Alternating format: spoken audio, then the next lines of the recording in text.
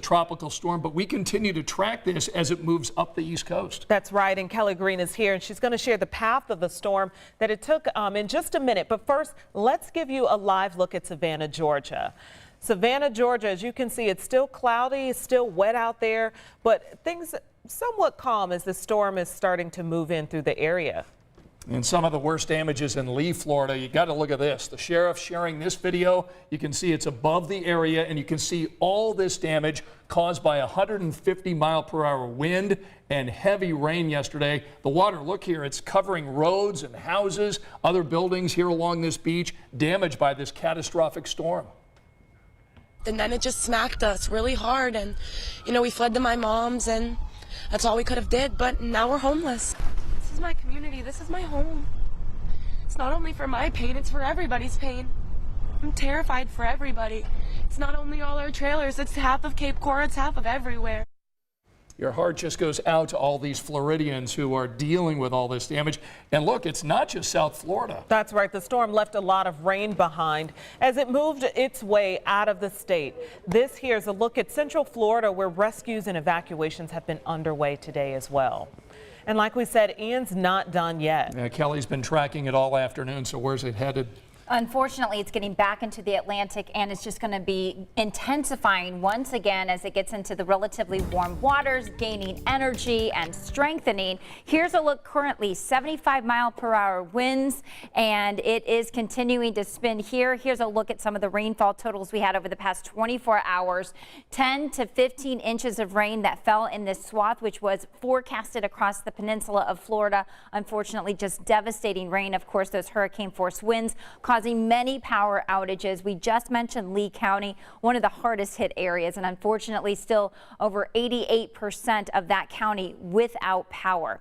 Now, here's a look at the track. It has just been upgraded to a Category 1 hurricane at 5 o'clock. This is going to continue to gain strength as it goes into the Atlantic. It will start to make some impacts by Friday into what looks like to be the South Carolina coastline, and then eventually become a tropical depression. It will have some local impacts here, including wind, possibly some rain. I'll have more details on that coming up in my full forecast. All right, important to know that, as Kelly mentioned, it is now back up to a Category 1 hurricane.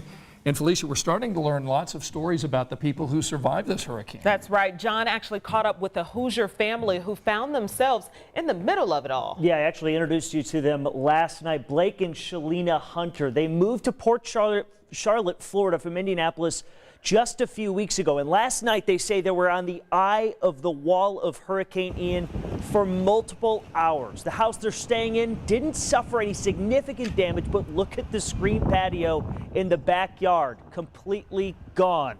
This is the first major hurricane the couple has endured, and they say it was way more extreme than they originally expected. Today, they're starting to clean up. Been seeing neighbors and stuff come together, and everybody's trying to get yards cleaned up, and that's until we can figure out what to do. That's kind of the next step. It's crazy that something so powerful literally is flattened to all these beautiful vegetation and trees, and it's so wild. It's nothing I've ever seen. And look at that. It's not a river running through Port Charlotte. That's a street, or was a street. The hunters say you can't drive on most of the roads, and the ones you can look like that. I'll tell you more about their experience during Hurricane Ian coming up tonight at 6. Yeah, a community just reacting to this. This is a lot. Devastating. Yeah, staggering damage that we've been watching tonight. President Biden issued a disaster declaration for Florida today. So this makes funding available to certain Floridians. It can help them with things like temporary housing, home repairs, and low-cost loans. Federal aid will also be available for other emergency protective measures like debris removal, as well as programs to help business owners. Well, help is on the way. Crews from all over the country heading down to Florida, including many here from central Indiana.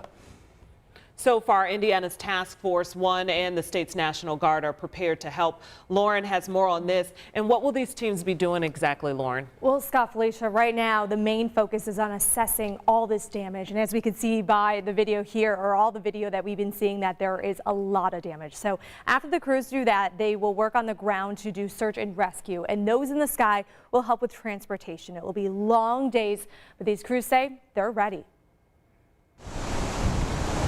After Hurricane Ian slammed into the west coast of Florida, Hoosiers across the state are stepping up to help.